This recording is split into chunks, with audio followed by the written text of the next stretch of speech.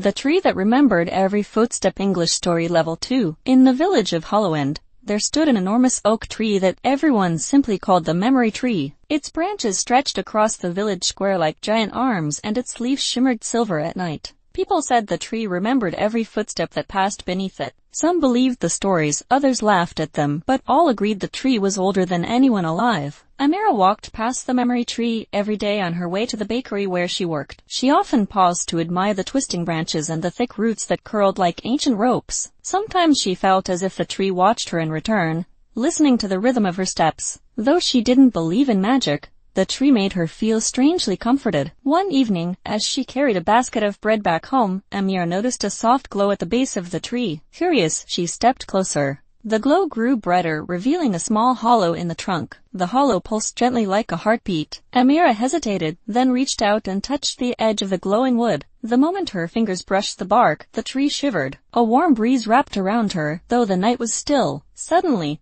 images appeared in her mind, memories she had forgotten. Moments from childhood when she had played under the very same branches. She saw herself as a little girl, running with her friends, laughing, falling, getting up again. The memory tree had kept them all. Amira stepped back, amazed. The tree wasn't just remembering who passed by, it was holding pieces of their lives. She placed her palm on the trunk again, and this time she heard faint whispers. Voices. Soft, gentle voices repeating words from long ago. Some were joyful, some sad, some full of quiet courage. The tree was sharing what it carried. The next morning, Amira told her grandmother what had happened. Her grandmother nodded knowingly and explained that the tree had always been a guardian of memories. It protected the village by remembering the stories, the mistakes, the lessons learned. That way, the people would never be truly lost. As days passed, Amira visited the tree more often. Sometimes she would speak to it softly, telling it about her worries or hopes. Other times, she simply sat beneath its shade and listened. The tree never answered directly,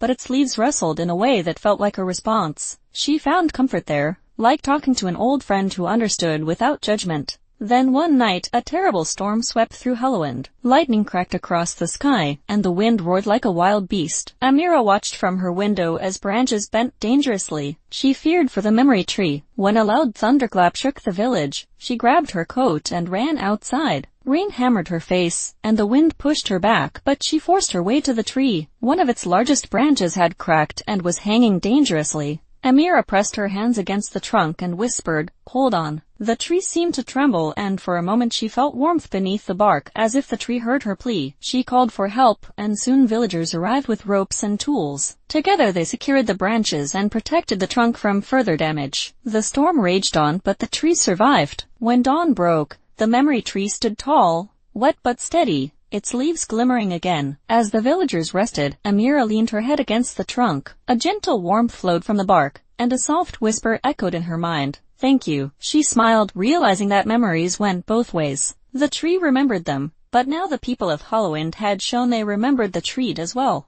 From that day forward, Amira became the unofficial caretaker of the memory tree. She tended the soil, cleared the fallen leaves, and encouraged people to visit, to talk, to share. The villagers learned that memories, good or bad, were precious, and that remembering together made them stronger. And the memory tree continued to stand, carrying thousands of footsteps, thousands of stories, its roots deep in the earth and its heart open to all who passed beneath its branches.